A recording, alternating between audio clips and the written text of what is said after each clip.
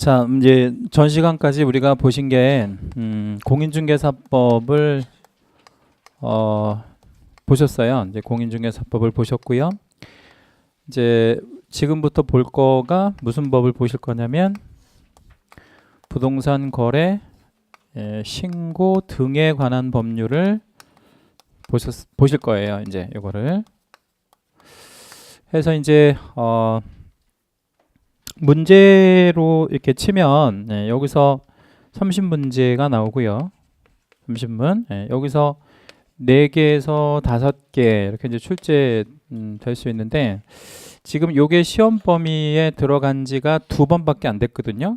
그래서 그 28, 29 이렇게 2번밖에 안 됐는데 계속 4개씩 나왔어요. 하나 더 나와도 크게 문제 없는 그런 파트가 여기고요. 아무튼 이제 우리 과목이 이제 공인중개사법, 그다음 부동산거래 신고 등에 관한 법률, 그다음에 이제 실무 이렇게 이제 있잖아요. 그래서 실무에서 이제 한 5개에서 한 6개 정도까지도 출제 가능하겠죠, 그죠? 그래서 여기서 한 나오는 30개는 어떻게 해야 되겠어요? 다 맞춰야지. 다 맞추고 여기서 나오는 4, 5개는 다 맞추고 다 맞추고 여기서 나오는 거 한두 개 정도 뭐 2-3개 이렇게 틀릴 수 있다 이렇게 생각하시면 돼요. 왜냐면 이쪽은 조금 어렵고 여기랑 여기는 그렇게 어려운 개념은 없어요. 이제 그래서 이제 요거를 이제 보려고 하는 거예요. 이제 부동산 거래 신고 등에 관한 법률. 자, 요거 이제 보기 전에 이 제도가 2006년도에 사실은 만들어졌거든요. 그러니까 이 신고 제도가 근데 이 법이 만들어진 건 2년밖에 안 됐어요.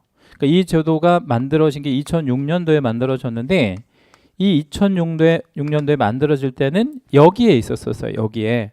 그러니까 이 부동산 거래 신고가 공인중개사법이 있으니까 일반 사인 간의 거래가 있을 때, 그러니까 누구 중개 없이 거래가 됐을 때, 개공 없이 중개가 돼도 당사자들이 신고를 안 하더라 이거예요. 왜 신고를 안 하냐면 공인중개사법이 있으니까 그냥 이거는 개공들만 하는 거구나 이렇게 사람들이 생각하니까 그래? 그러면 이거를 여기에 있던 거를 떼내서 별도의 법을 하나 만드는 거예요. 그래서 부동산 거래 신고 등에 관한 법률이 이제 만들어진 거고 요게 대부분 어디에 있던 거예요. 그러니까 공인중개사법에 있던 거를 떼내서 별도의 법을 하나 만들었는데 그러면 여기에 있던 거 조금 떼내가지고 요거 하나 만들면 이게 양이 너무 작잖아요. 그래서 이제 다른 거에서 또 좀 하나를 가져왔는데 그게 이제 뭐를 또 가져왔냐면 이 등 이렇게 표현돼 있잖아요. 요게 이제 소위 말해서 토지 거래 허가제도라는 거를 또 하나 이렇게 붙여가지고 그러니까 원래 부동산 거래 신고 제도하고 토지 거래 허가제도 뭐 이런 것들을 포함시켜서 만든 법률이 부동산 거래 신고 등에 관한 법률이다 이렇게 생각하시면 되겠고요.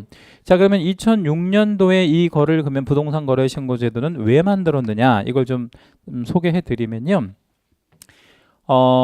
우리가 이제 부동산을 우리 그 뭡니까 다운 계약서를 쓰던 업 계약서를 쓰면 이득인가요? 어떤 게 이득이죠? 다운 계약서를 쓰면 뭐를 덜 내? 양도 소득세를 덜 내고 그 다음에 업 계약서를 쓰면 뭘 덜 내? 취득세를 덜 내니까 이득이죠, 그죠? 그런데 그게 이득이 누구한테 이득인 거야? 이제 우리한테. 근데 누가 보면 이게 손해가 되는 거예요. 세금을 덜 걷으니까 국가나 지자체가 손해잖아요. 그래서 이거 못하게 하려고. 그러니까 무슨 계약서랑 무슨 계약서 못하게 하려고 다운 계약서랑 업 계약서를 못하게 하려고 만든 법이 이거예요. 부동산 거래 신고 등에 관한 제도고 이 법이다 이렇게 생각하시면 되고요.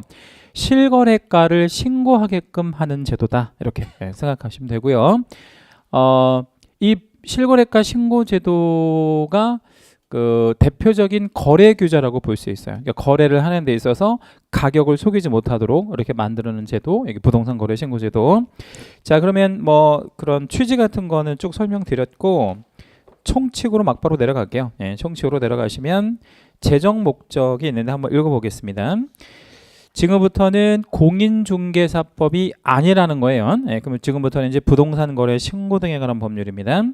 부동산 거래 신고 등의 신고 및 허가에 관한 사항을 정하여 건전하고 투명한 부동산 거래 질서를 확립하고 국민 경제에 이바지함을 목적으로 한다. 이렇게 돼 있죠. 그죠? 거기서 딱 하나 눈에 들어오는 말이 있습니까? 어떤 말 좀 눈에 들어와요? 투명한 거. 우리는 참 투명한 거 좋아하는데 투명한 거 그렇게 뭐 중요하지 않죠? 예, 어떤 말이 눈에 들어와요? 응? 거래 질서가 좀 눈에 들어오지 않아요? 예, 거래 질서. 거래 질서 뭐에 관련해서? 거기다 채색 하나만 해주세요. 그러니까 우리가 거래할 때 관행적으로 뭐를 많이 해왔어요. 그동안 우리 업다운 계약서 많이 써갖고 왔잖아. 예, 그런 게 거래 질서 자체가 잡힌 게 아닌 거지 사실은. 그죠? 거래했으면 정상적으로 세금 내는 게 맞으니까. 그래서 그런 거래 질서를 확립하기 위한 그런 제도다. 맨 마지막에 붙인 국민경제에 이바지한다. 예, 그거는 그냥 동의할 수 없어요. 예? 예, 왜 동의할 수 없어요? 우리는 안 내는 게 좋지요. 세금 덜 내고 뭐 이런 게 좋은데 아무튼 뭐 그거는 전체적인 걸로 생각하면 그 세금을 다 내는 게 국민 경제한테는 좋겠다. 하여튼 뭐 그런 얘기고. 자, 이제 용어로 한번 내려가 보면 여기서 부동산이라는 말 쓰잖아요. 토지하고 건축물을 말한다. 그러면 왼쪽 부동산 왼쪽 그 보조단에다가 한번 적어 볼게요. 우리가 중개할 수 있는 물건이 뭐가 있었죠? 5개 있었었는데 토지, 건축물, 그 다음에 또 뭐 있었죠? 우리 그 등기된 20개의 집단을 뭐라 그랬어요? 임목 뭐 이런 것도 있고, 그 다음에 또 공장 기업이 갖고 있는 재산을 등기해 놓으면 그걸 뭐라 그러죠? 공장재단. 광업 기업이 갖고 있는 재산을 등기해 놓으면 광업재단. 그런 것 중에서요, 잘 보면 임목 같은 거, 그쵸? 그 다음에 공장재단, 광업재단 이런 것들이 중개대상물에는 들어가지만 이것들이 뭐에 들어가지는 않는다는 거예요. 신고 대상물에는 들어가지 않는다는 거 알 수 있죠. 그렇죠? 예. 그러면 이제 이 내용은 이제 문자화 시켜본 거고 그림으로 그려보면 이렇게도 그려볼 수 있을 것 같아요. 중개 대상물이 있는데 그 중에서 일부만 뭐 한다 이거예요. 신고한다 이런 얘기 되는 거죠. 그렇죠? 예. 그렇잖아요? 예. 그래서 중개 대상물과 그러면 신고 대상물은 같다 다르다? 다르다는 거지. 그죠? 다르잖아. 완전히. 그래서 중개 대상물과 신고 대상물은 달라요. 그래서 이제 시험 지문에 문항 하나 정도로 잘 물어보는 편이에요. 뭐냐면 중개 대상물과 신고 대상물이 일치하느냐? 그렇지 않아요. 우리가 중개하는 것 중에 다 신고하는 건 아니야. 그럼 딱 우리는 뭐만 신고할 거예요? 예? 토지랑 건축물만 신고할 거다. 2개만 신고하다. 나머지는 하지 않습니다. 그 다음에 이제 용어 두 번째 보니까 부동산 등이라는 말이 있죠. 그죠? 예, 부동산 등. 예, 그러니까 부동산 등이라고 할 때 부동산 또는 부동산을 취득할 수 있는 권리 뭐 이런 말 나와 있죠. 그죠? 거기 권리에다가 동그라미 하나 해 주셔 가지고요.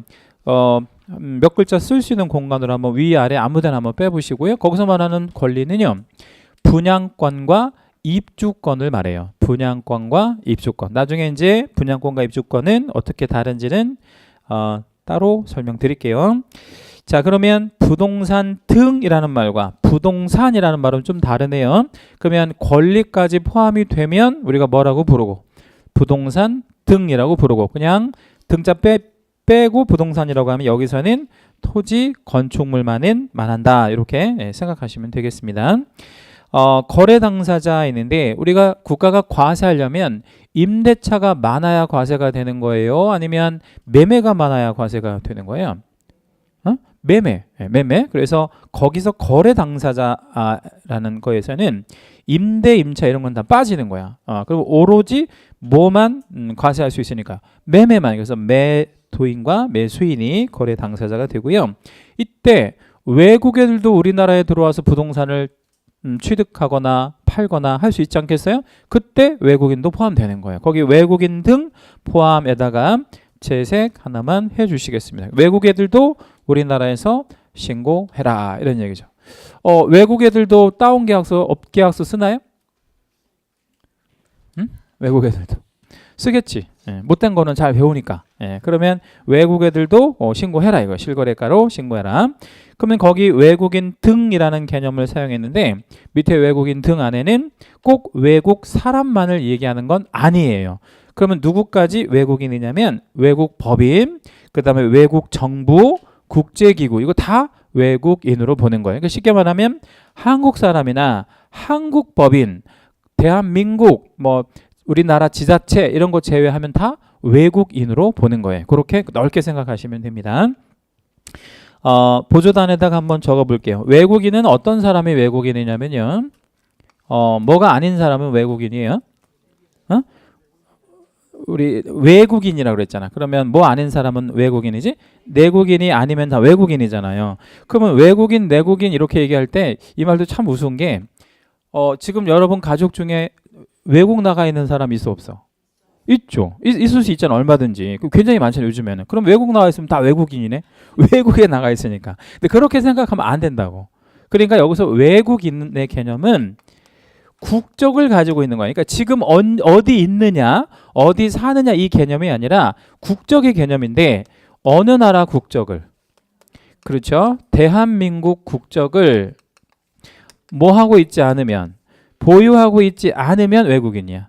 예, 그렇게 이해하시면 돼요.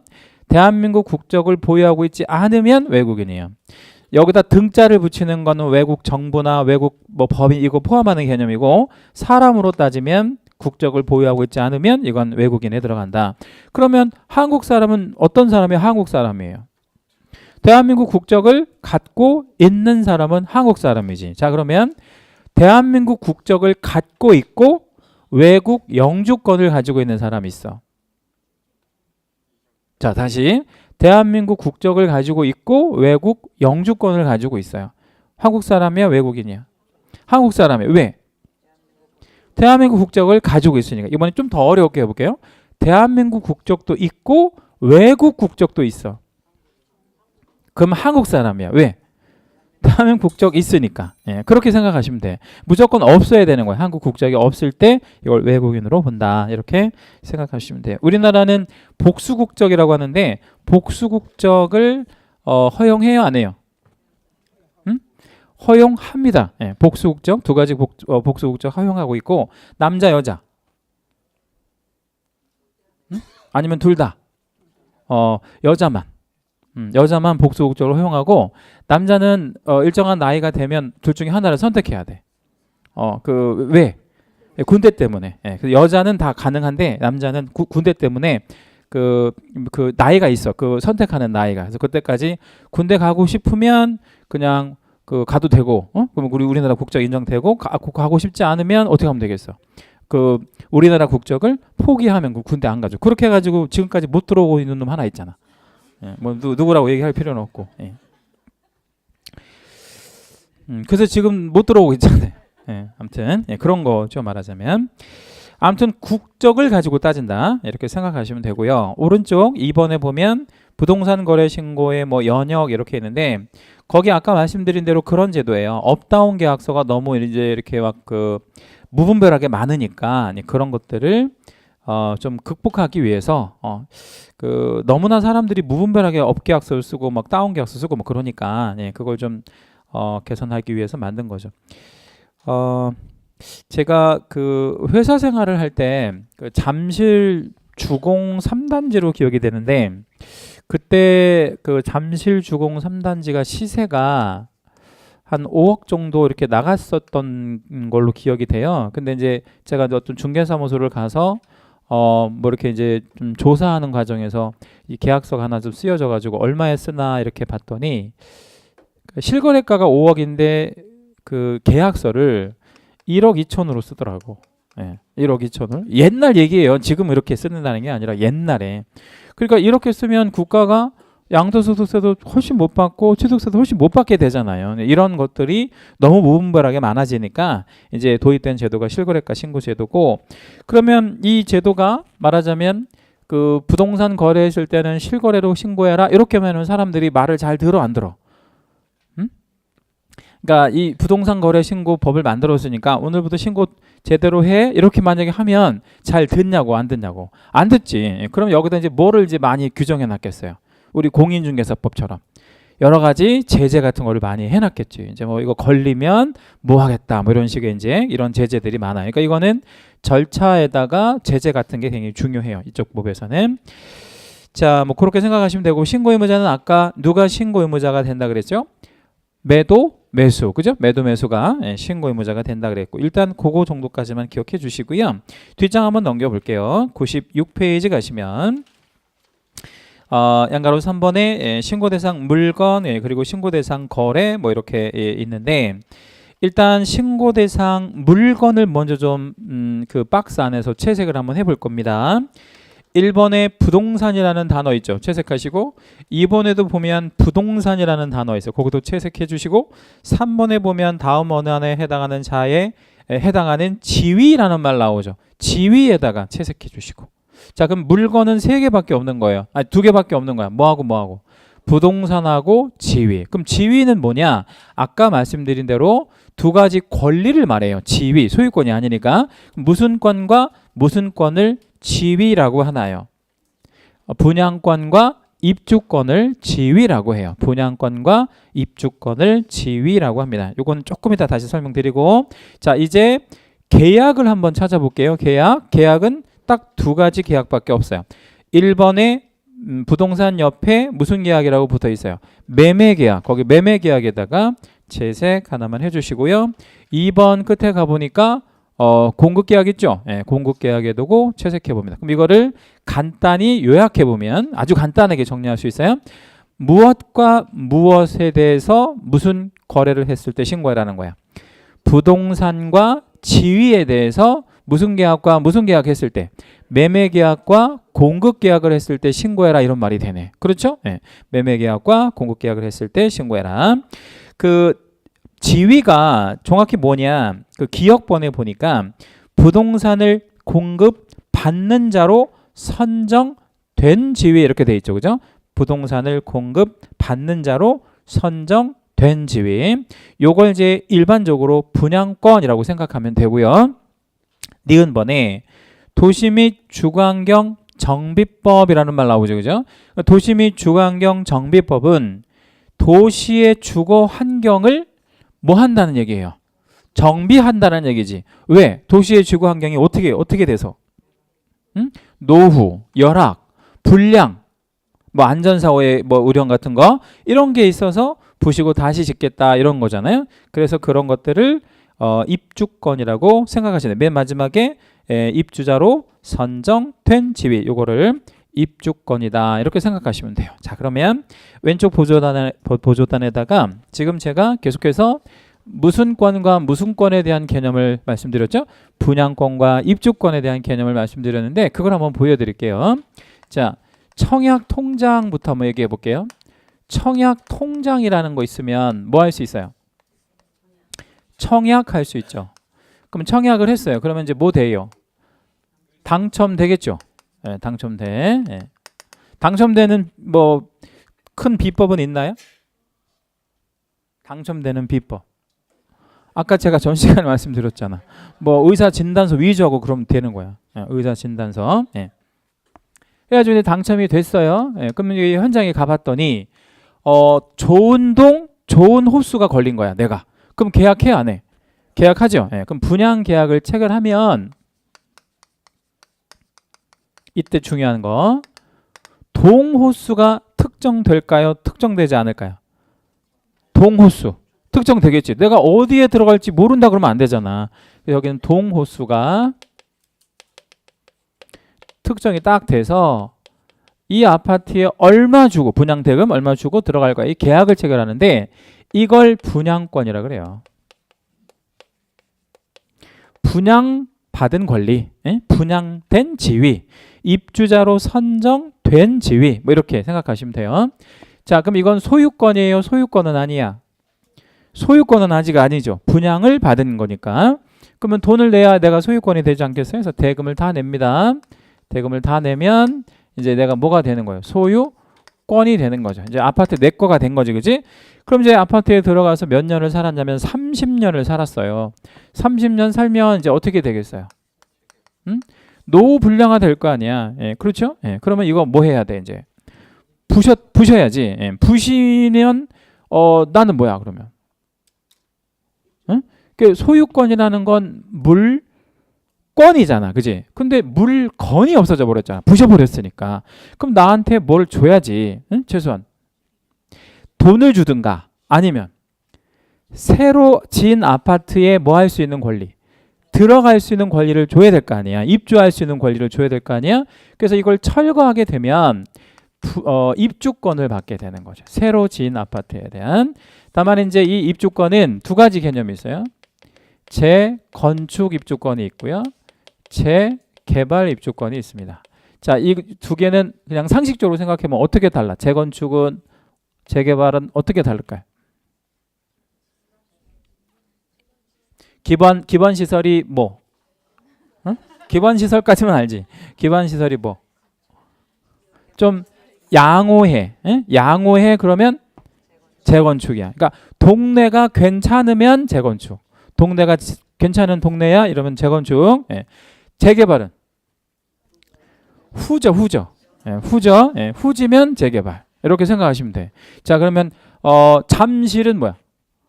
재건축. 용산은 재개발. 왜? 거기 후죠. 거기 지금 재개발 하려고 하는 동네가 후지다고. 그런데 이제 용산이 앞으로는 어디보다 더 좋아질 수도 있어. 잠실보다도. 왜?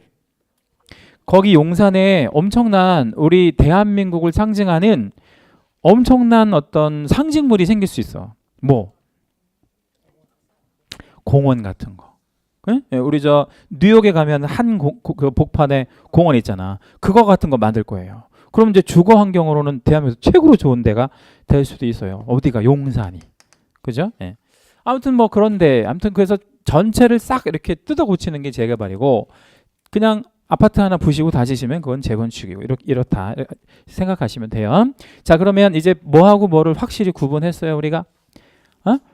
분양권과 입주권을 확실히 이제 구분을 했어요. 자, 그러면 이걸 세법상으로 보면 얘는 집 있는 걸로 봐, 없는 걸로 봐? 세법상으로 보면 집 없지. 집 없잖아. 예. 아직 집이 된 게 아니니까. 얘는 집 있는 걸로 본다. 근데 엊그저께 이제 신문에 뭘 또 보도했냐면 이것도 앞으로는 집 있는 걸로 간주하겠다. 뭐 이렇게. 그러니까 막 이제 정책이 계속 바뀌는 거야. 계속. 그래서 이제 그 우리 2차 과목 중에서 뭐하고 뭐가 어려우냐면 사실 공법도 어렵고 세법도 굉장히 어려운 거야. 왜요? 계속 바뀌어. 계속. 막 애웠어? 또 바뀌어. 막 이렇게. 내가 막 3년이라고 막 애웠는데 나중에 보니까 막 이게 4년으로 바뀌었다는 거야. 언제? 엊그저께 바뀌었어. 뭐 이러면 정말 어려운 거지. 아무튼 뭐 이게 잘 바뀌어요. 그래서 분양권하고 입주권은 확실히 개념을 잡고 계시라고 요 두 개 다 신고한다라는 거 기억해 주시면 됩니다. 자, 그러면 신고 기한은 며칠 안에 신고할 거냐면 60일 안에 신고할 거예요. 자, 신고는 며칠 안에 한다고요? 60일. 60일에다가 채색 별표 하나만 하겠습니다. 자, 그리고 신고는 어디다 할 거냐면 시장, 군수, 구청장한테 할 건데 그러니까 우리 공인중개사법에서 시장, 군수, 구청장을 뭐라고 불렀었죠? 공인중개사법에서 시장, 군수, 구청장을 뭐라고 불렀었어요? 소관청이라고 하는 말을 한 번도 안 썼는데 난 등록관청이라고 하지. 등록관청. 소관청은 공시법에서 얘기했겠죠. 예, 그렇죠? 예. 서운한데 이거? 자, 우리 법에서 시공구를 뭐라고 한다고? 등록관청. 근데 부동산거래신고법에서는 등록관청이라는 말씀 안 돼. 여기서는. 여기서는 시장, 구수구청장을 뭐라고 해야 돼? 신고관청이라고 해야 돼. 예, 자, 다시 이 법에서는 무슨 관청? 이거 공인중개사법. 등록관청. 여기서는 신고관청. 좀 이따 이제 허가제가 나오면 그때는 또 뭐라고 해야 돼? 허가관청. 이렇게 해야지. 예, 그죠? 예. 공시법 시간에는 시공구를 뭐라고 해야 돼? 소관청. 뭐 이렇게 이제 해야지. 다 달라 이게. 예. 그냥 시군구 하면 참 좋은데 이게 그렇게 표현하지 않는다는 거죠. 그래서 네 번째 줄에 보면 정 가운데 무슨 관청이라고 되어 있어요? 신고관청. 이 신고관청이 바로 시군구를 말해요. 그럼 시군구는 뭐를 과세하는 관청이죠? 국세, 지방세. 지방세 과세 관청이다. 지방세를 과세하는 관청이기 때문에 어떠한 계약서를 못 쓰면 지방세가 일단 세원 자체가 잘 들어올 거 아니에요. 그래서 만들어진 제도다 이 말이에요. 신고사항은 9개가 있는데 우측에 한번 넘겨볼게요. 신고사항은 9개. 자, 요거 작년에 아니고 우리 29회 우리 10월달에 이거 나왔으면 했는데 여기서 안 나왔어요. 요거는 한 번도 안 나왔단 말이에요. 이거 개정이 되고 30회는 무조건 나올 거라고 생각하시면 좋은데 이 9개가 다 중요한 게 아니에요. 특별히 중요한 게 있어요. 특별히 중요한 게 뭐가 있냐면 6번하고 7번이 특별히 중요해요. 6번, 7번 묶어서 별표 한번 할게요. 이게 작년에 신설된 거거든. 그래서 작년 시험에 나올 거라고 예상했는데 안 나왔다고. 그러니까 올해 이제 2년 차니까 꼭 줄 거예요. 6번, 7번이 뭐냐면 주택거래로서 3억 원 이상이면 주택거래로서 3억 원 이상이면 두 가지를 신고를 해야 돼. 근데 그 두 가지를 뭘 신고해야 되냐면 첫째 자금 조달계획 거기다 채색 하나만 할게요. 자금 조달계획에다 채색해 주시고 그럼 자금 조달계획이라는 건 어떤 거를 신고하라는 얘기예요. 응? 뭐 쉽게 말하면 무슨 돈으로 사느냐 이걸 신고하라는 거야. 무슨 돈으로 사느냐. 그러면 거기다 이제 신고서 이제 기본서 나오면 신고서 보여드릴 건데 신고서가 여기 없죠. 예, 신고서 기본서에다 보여드릴게요. 신고서에 보면 이렇게 항목이 있어요. 그러면 예를 들어서 뭐 자기 보유금이다. 그러니까 내 돈이라는 거지. 뭐 여기 이렇게 선택하는 날 있고 또 뭐 대출이다. 아니면 뭐 사채도 있어. 사채. 예? 뭐 사채로 끌어 쓴 거다. 뭐 이렇게 기타다. 뭐 이렇게 있단 말이야. 예. 여러 가지 중에서 하나를 선택하는 거야. 그럼 이제 예를 들어서 기타 이렇게 이제 만약에 선택할 수도 있잖아. 그죠? 예. 그럼 이게 기타가 뭐야? 예? 뭐 부모님이 줬대거나, 예? 뭐 증여, 아니면 뭐 그 장롱에 봤더니, 예? 장롱에 봤더니 6억이 있어가지고 가져와서 샀다. 이렇게 해도 되지. 그죠? 예. 그렇게 한 놈이 있다니까. 대통령 아들 중에 그 대통령은 지금 구속됐고. 예. 그 대통령 큰아들이 집을 살 때 취득자금을 출처를 밝히라 그랬더니 뭐라고 해요? 장롱에서 꺼내 갖고 왔다고. 수표로 현금으로. 전부 현금으로. 10,000원짜리로. 그걸 다 가져왔죠. 그래서 그걸 어떻게 잡아냈냐면 신고를 했어요. 개공이. 이상하게 해가지고. 그래서 그거를 왜 기억을 하냐면 그거를 셀 수가 없어가지고 여러분 현금 10,000원짜리 6억을 어떻게 셌겠어. 정말 기가 막히잖아. 그래가지고 빌려왔다잖아. 그거를 개수기를. 그래서 그걸 기억을 해가지고 신고를 한 거야. 이걸 수사할 때 현금으로 갖고 왔다. 근데 어디서 꺼내 갖고 왔다고? 장롱에서. 우리 집에도 장롱 보면 이런 거 있으면 좋겠다. 그죠? 6억 있으면 그런 거를 신고하라는 거야. 정확하게 돈 어디서 났는지. 그 다음에 7번째 보면 언제 들어가서 살 거냐. 그래서 입주 예정 시기에다가 채색을 한번 해주시면 되겠어요. 자, 둘 중에 하나. 그러니까 자금 조달 계획은 신고하는 거 국민의 한 사람으로서 저는 동의합니다. 왜냐하면 무슨 돈으로 샀는지 출처 밝히는 건 필요하지. 근데 입주 예정 시기를 신고하는 건 저는 국민의 한 사람으로서 반대예요. 왜 반대야? 아니 뭔 상관이야. 내가 들어가든 말든 그리고 내가 내년에 들어갈지 올해 들어갈지 왜 그게 필요해. 그거 알 필요 없잖아. 이건 조금 지나친 간섭 같고요. 자금 조달 계획은 당연히 좀 신고하는 게 맞을 것 같아요. 예. 그래서 아무튼 이런 것들이 좀 있어요. 되게 중요합니다. 자금 조달 계획과 입주 계획. 자, 그런데 제가 말씀드리지 않은 하나의 조건이 더 있는데 일반적인 지역에서 이걸 신고하는 게 아니라 투기 과열 지구에서만 신고하는 거야. 투기가 성행하는 지역에서만. 자, 그러면 조건은 3가지 조건이 있는 거예요. 이 자금 조달 계획과 입주 계획을 신고하는 건 몇 가지 조건? 3가지 조건 하에서만 신고해요. 그 3가지 조건을 여러분 한번 찾아보겠습니다. 일단 투기 과열 지구여야 되고, 두 번째 3억 원 이상이어야 해. 그리고 또 하나 주택만 그래. 다른 건 필요 없다 이거야. 다시 투기 과열 지구여야 되고요. 그 다음에 얼마 이상이어야 하고 3억 원 이상. 그리고 주택만. 그럼 투기 과열 지구 안에서 6억짜리 상가 매수했다. 투기과열지구안에서 6억짜리 상가 매수했대. 그러면 자금 조달 계획 이거 써낼 필요 없어요. 왜? 주택이 아니니까. 예, 그렇게 생각하시면 돼요. 나머지는 쭉 보면 신고할 만한 것들을 다 신고한다 이렇게 생각하시면 돼요.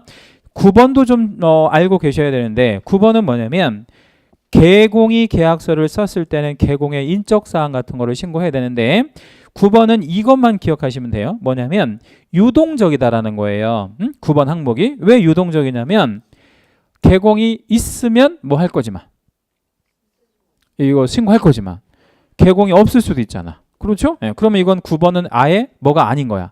신고사항이 될 수가 없는 거지. 개공이 없으면. 자, 그러면 당사자 간 거래야. 당사자 간 거래. 그러면 최대 신고사항은 몇 개까지 될 수 있어요? 8개밖에 안 되는 거야. 최대로 말하면. 왜? 몇 번이 빠지니까요. 9번이 빠지니까. 여기서 출제가 되면 몇 번에서 정답 할 수밖에 없어요. 6번, 7번, 9번 중에서 정답을 처리할 수밖에 없다고. 어떻게든.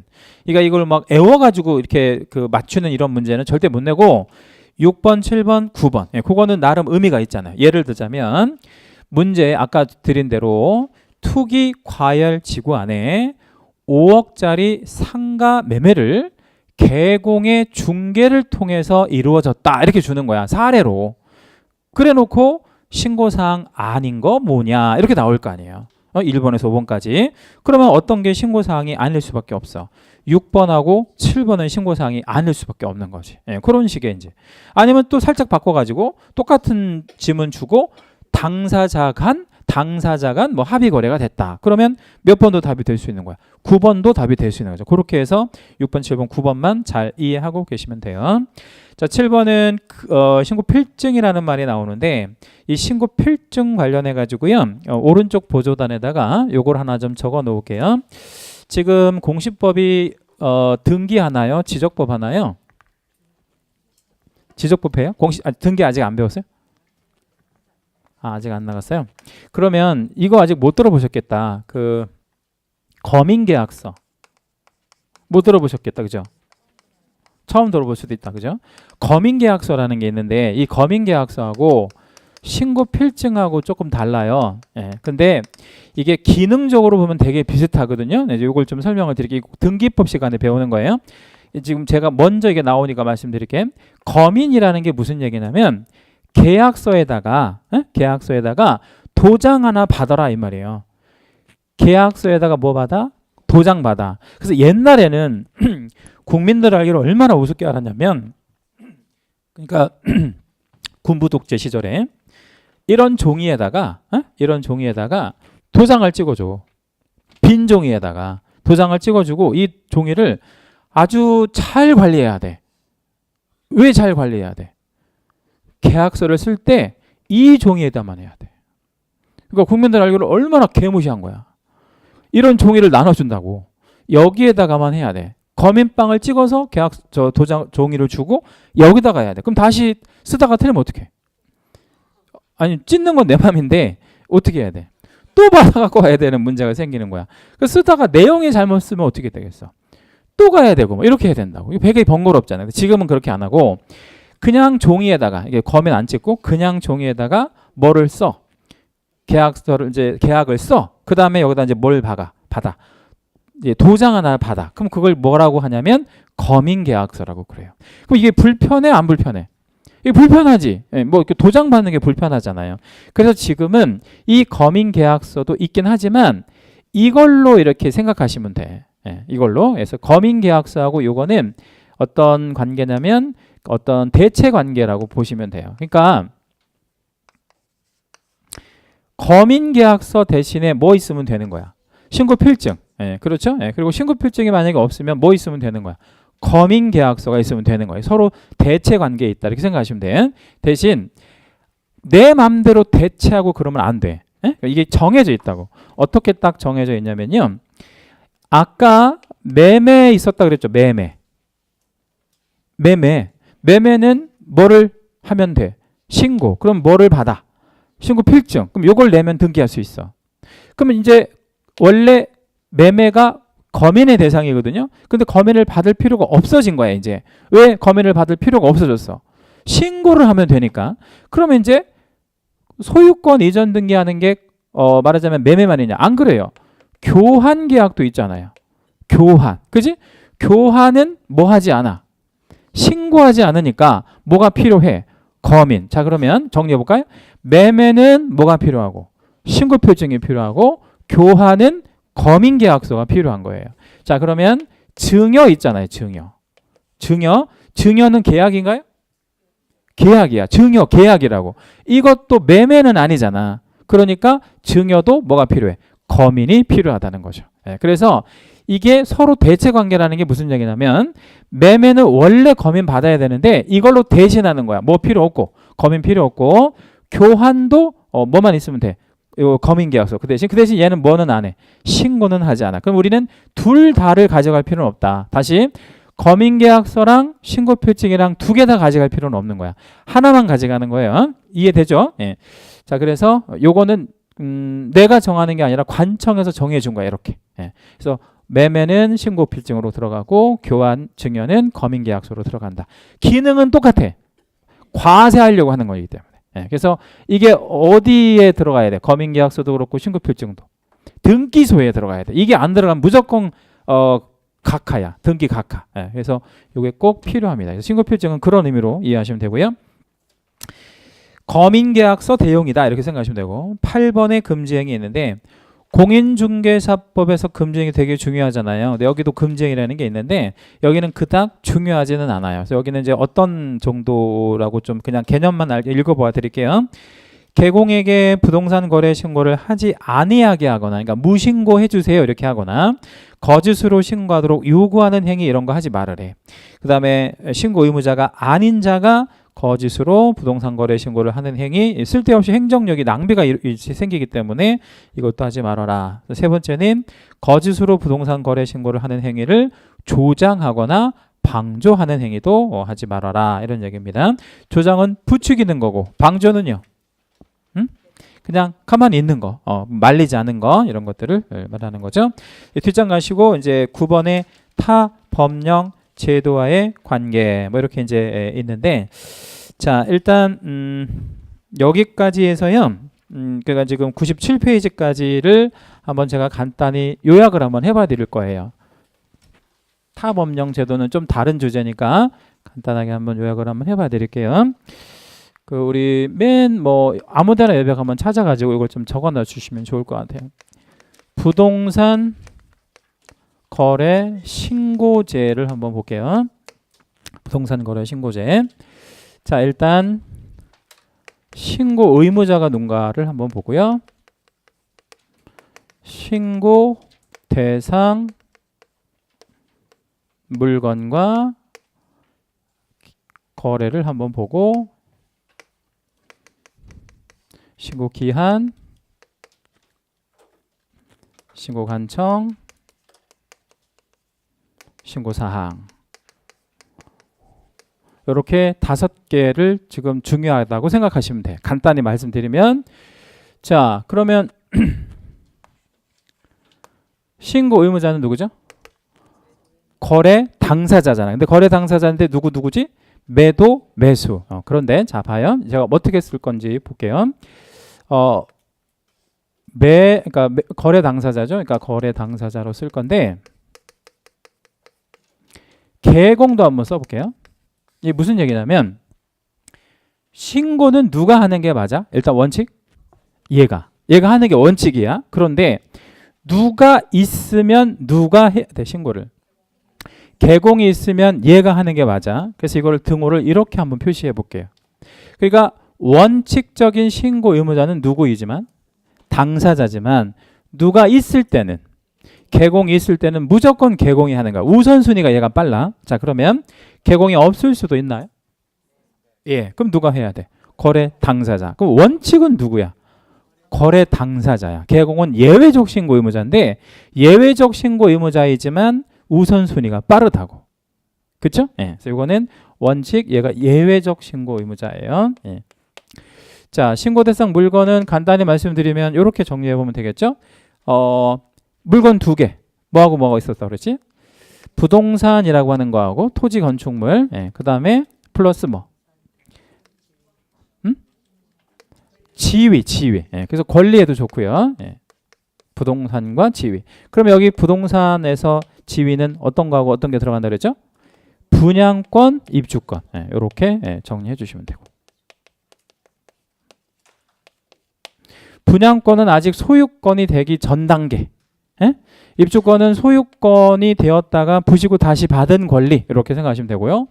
신고기한은 며칠이라고 아까 말씀드렸죠? 60일. 근데 이게 중요한 건 60일도 물론 중요하지만 체결일부터 기산하는 거예요. 잔금일부터 따지지 않아요. 체결일부터 60일. 네. 네. 그죠? 신고는 관청은 어디 가서 한다 그랬어요? 신고 관청인데 그 신고 관청이 어디가 된다 그랬지? 지방세, 과세 관청이 어디라 그랬어요? 시, 군, 구. 요거를 신고 관청이라고 한다 그랬고요. 시군구. 네. 신고사항은 누가 신고하느냐에 따라 달라. 자, 이거 이렇게 한번 해볼게요. 거래 당사자가 신고할 때와 개공이 신고할 때가 다르겠죠. 자, 그런데 이걸 어떻게 표기할 거냐면, 자, 이건 당사자부터 한번 해볼게요. 최소 몇 개, 최대 몇 개, 개수로 한번 답변해 볼게요. 최소 6개, 최대 9개 아니고 당사자가 신고하니까 8개가 되는 거지. 그렇죠? 예. 개공이 신고할 때는 최소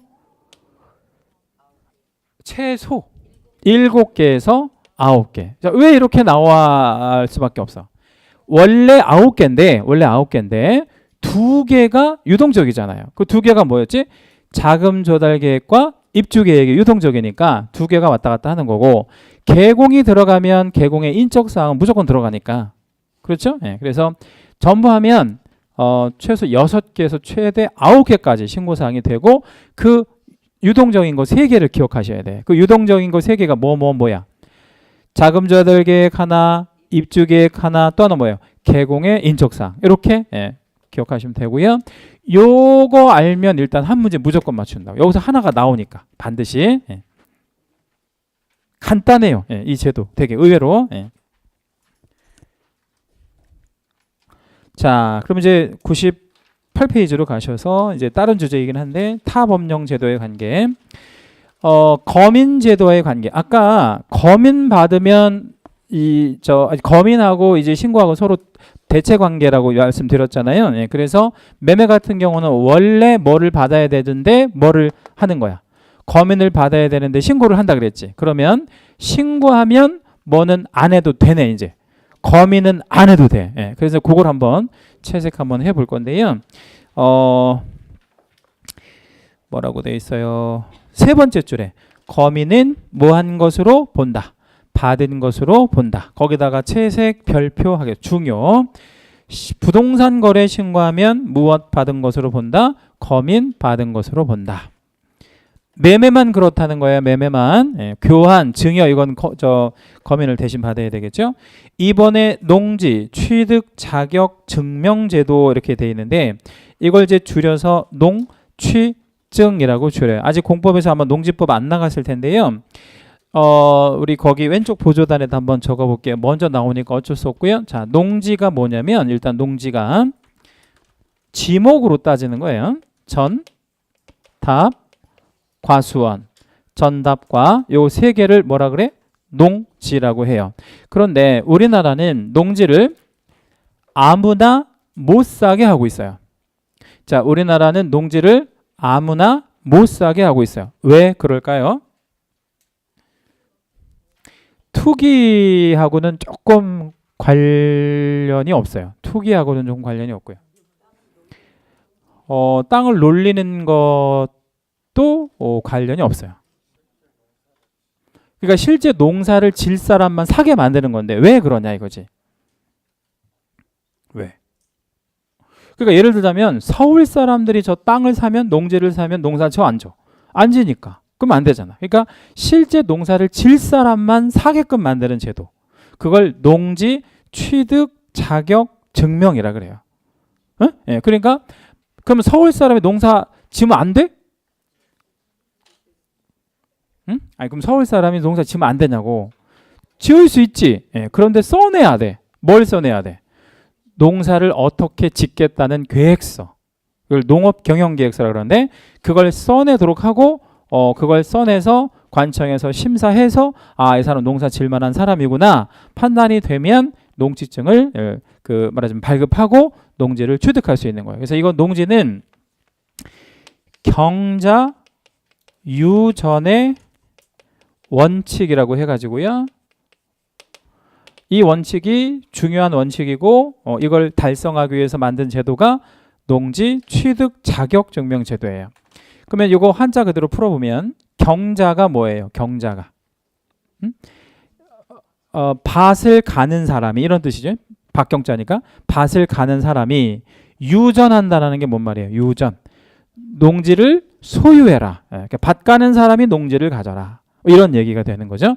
우리 한 200년 전, 300년 전에 생각해 볼게요. 200년 전, 300년 전에 양반들은 뭐 했어요? 200년 전, 300년 전 양반들은 뭐 했어요? 글 읽었어요. 글. 글. 노비들은 뭐 했어요? 농사 지고 뭐 이거 했잖아. 다. 그렇죠? 그럼 여러분 어떤 게 편할 것 같아요? 이게 편하지. 그렇죠? 그런데 중요한 거. 농지는 누가 소유했어요? 예, 여기가 다 농지를 소유했잖아요. 이러한 문제점이 우리나라 그 사람들 피 속에 있는 거야. 피 속에. 대대로. 그래서 우리 재헌 헌법에요. 재헌 헌법이 뭐예요? 이 처음으로 헌법을 만들 때 전 세계 유일하게 우리나라 헌법에 이 말이 들어가 있어요. 뭐라고? 경자 유전의 원칙을 달성해야 된다. 이거 정말 이게 가슴 아픈 일인 거죠. 그러니까 농지는 누가 소유해라. 농사를 짓는 사람이. 그러니까 이거 이렇게 하지 말아라 이거야. 그럼 봐요. 지금은 신분에 대한 차별은 없잖아요. 그러니까 이제 양반, 노비 뭐 이런 거 없어졌지? 그럼 봐요. 농지를 소유하는 사람이 농사를 지라 이 말이야. 이 원칙. 그걸 뭐라고 그래? 경자 유전의 원칙이고 그거에 맞지 않으면 농지는 취득할 수 없는데 그걸 농지 취득 자격 증명이라고 하고요. 이거는 그러면 부동산 거래 신고하고는 아무 상관이 없는 거예요. 기본적인 취지가. 예, 그래서 두 번째 끝부분에 부동산 거래 신고 제도와는 별개로 까지만 채색해 주시겠습니다. 그러면 이렇게 이해하시면 되겠다. 그치? 신고해도 농취증은 필요하다. 맞아요? 예, 반대로 해볼게요. 농취증을 받아도 신고는 해야 된다. 그렇죠? 별개니까. 농취증과 부동산 거래 신고는 아무 상관이 없다. 자, 그리고 이제 다음 주에 토지거래 허가제도 배울 건데 이 토지거래 허가제도는 완전히 투기를 억제하려고 하는 제도예요. 투기 억제 제도예요. 왜냐면 우리 주택을 가지고 투기하는 거를 막으려고 무슨 제도가 만들어졌지? 조금 아까 말씀드린 거. 주택을 가지고 투기하는 걸 막는 제도. 투기 과열지구. 그러면 토지를 가지고 투기를 막는 제도는 뭐야? 토지 거래 허가 제도. 이렇게 이제 있단 말이에요. 우리나라에. 그러면 이 토지 거래 허가 제도는 어디까지나 투기를 막는 거니까 세 번째 줄 뭐하고는 무관하다 이렇게 돼 있어요. 부동산 거래 신고 제도와는 무관하다. 거기도 채색해 주시고 그거 별표 하나만 하겠습니다. 그러니까 허가를 받는 일과 신고를 하는 일은 전혀 별개다 이거지. 그렇죠? 네가 투기할 사람이냐 안 할 사람이냐 이걸 판단하는 일과 실제 거래가 이루어졌고 실거래가로 신고를 하는 거하고는 아무 상관이 없다. 이렇게 생각해 주시면 되겠고요. 4번은 이제 외국인 등의 부동산 취득 제도의 관계라고 되어 있는데 이 외국인 입장에서 보면 우리나라에서 부동산 거래 신고 외국인도 해야 된다 그랬잖아요. 근데 외국인만 따로 하는 신고라는 게 있어요. 그래서 그거를 다음 주에 배울 건데 일단 채색만 좀 한번 해 주실게요. 세 번째 줄에 보면 이런 말 나오는데 외국인 등도 내국인과 마찬가지로 무슨 신고를 하면 부동산 거래 신고를 하면 외국인만 하는 특례 신고라는 게 있거든요. 요거는 면제까지 쭉 채색해 주세요. 밑에 줄 면제까지. 그러니까 정리하면 이런 뜻이에요. 외국인도 부동산 거래 신고를 하면 외국인만 하는 신고라는 게 별도로 있거든요. 그건 안 해도 된다. 이렇게 생각하시면 돼요. 두 번의 신고를 할 필요는 없으니까. 밑에 이제 주택거래 신고 제도는 일단 폐지가 된 제도인데요. 이거 다시 뭐 부활시키겠다 이런 뭐 정책 지금 발표하고 있고 그런데 이거 부활 안 하지 않는 게 좋을 거는 같아요. 너무 그 경기가 침체돼서 그러기는 쉽지 않을 것 같아요. 지금 부동산 경기가 워낙 안 좋아서 이런 제도가 과거에 있었다라는 정도 기억하시고 혹시라도 시험 지문에 주택거래 신고 제도가 나올 수도 있어요. 없어졌다 하더라도 이런 거 뭐 그 옳은 지문 틀린 지문 찾을 때 그럼 주택거래 신고 제도는 지금 현재 있다 없다 없어요. 지금 현재까지는 없어진 제도입니다. 최근에 없어졌고 그 다음에 이제 10번인 신고 내용의 검증. 그러니까 내가 신고한 거를 관청에서 뭘 한번 해봐야 되지 않겠습니까? 검증, 뭐 이런 검증인데 이 검증 관련해 가지고요, 그 보조단에다가 이렇게 한 번만 적어놔 볼게요.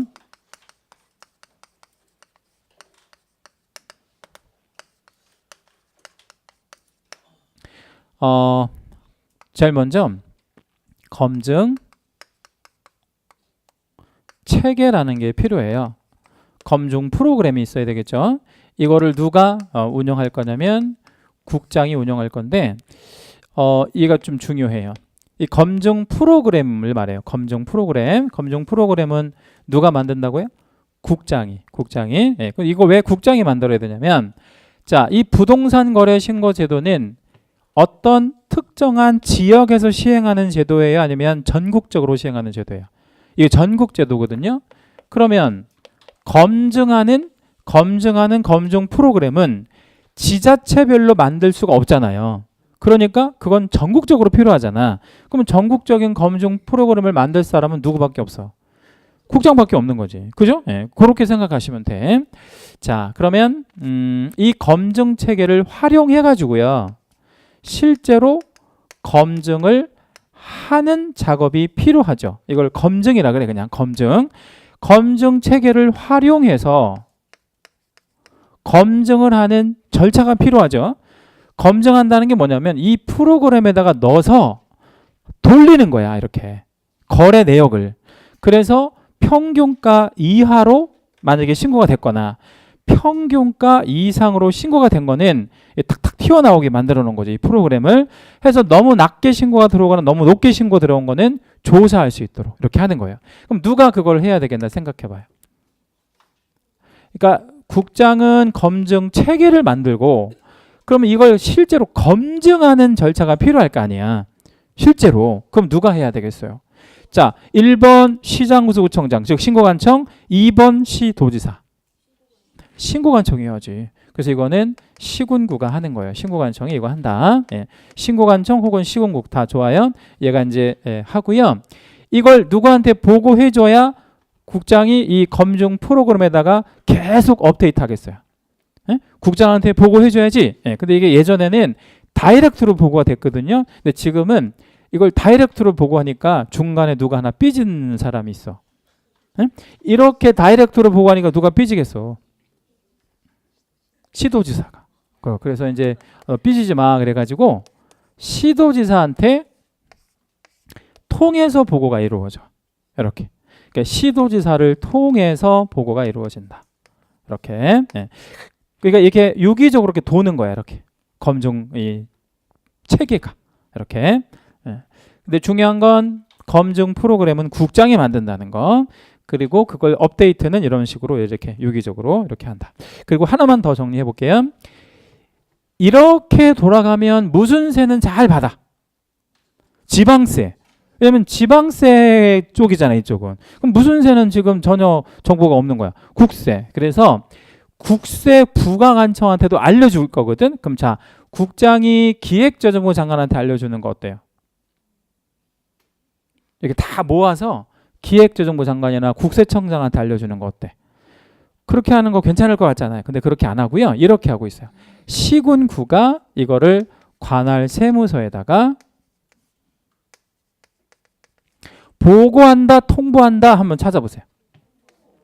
응? 그럼 누가 높은 사람이야? 시군구가 높은 사람이지. 세무서장보다. 그러니까 통보한다 이렇게. 그러면 세무서장한테 통보하는 거는 얘 보고 뭐 하라는 얘기야? 과세 자료로 활용하라는 거지. 뭔 과세 자료? 세무서니까. 국세 과세 사료로 활용하라 이거죠. 이렇게 해서 요 프로그램만 좀 기억해 주시면 돼요.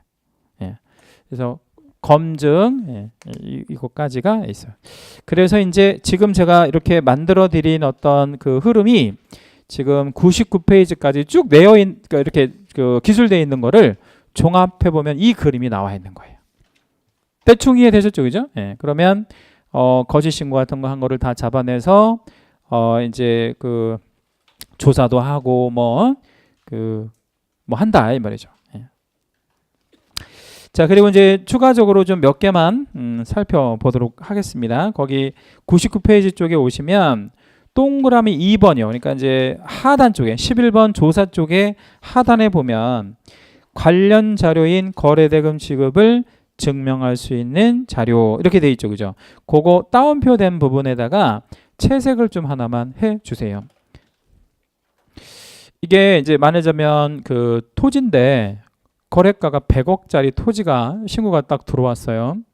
그런데 토지는 자금 조달 계획을 받아 안 받아? 토지는 자금 조달 계획을 받아 안 받아? 안 받잖아요. 주택만 받잖아. 근데 관청에서 그걸 좀 받고 싶어. 응? 이게 무슨 돈으로 샀는지, 장롱에서 꺼내왔는지, 응? 뭐 대출을 받았는지, 사채를 땡겼는지 알 수 없잖아요. 그래서 그거를 내라고 할 수 있다고. 그걸 뭐라고 표현한다고요? 거래 대금 지급을 증명할 수 있는 자료라고 해요.